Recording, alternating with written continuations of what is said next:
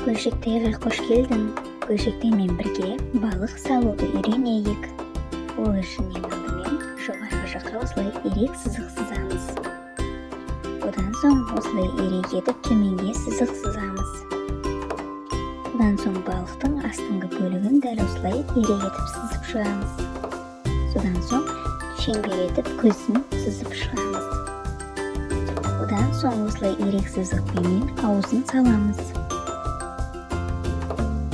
Осындай ирек кішкене сызықпен бас бөлігін сызамыз. Осындай ирек сызықтармен ұзынша етіп дене бөлігін бөлеміз. Екі сызықпенен балықтың желбезегін сызамыз.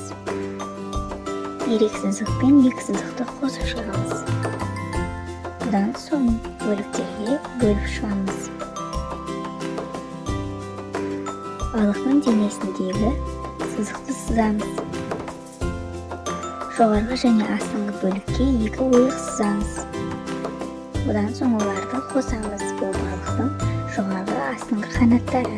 Одан соң қызғылт түске көзін бояймыз.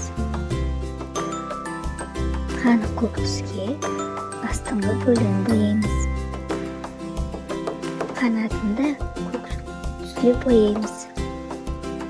Ал ашық көк түске жоғарғы және астыңғы желбезектерін бояймыз. Қанық көк түске денесін бояп шығамыз. Сары түске қанаттарын бояп шығамыз. Мінекей достар, біздің балығымыз әдемі болып шықты. Көжіктаймен бірге сурет салып үйрен. Қазақша сөйлеп үйрен. Көжіктайға тіркел.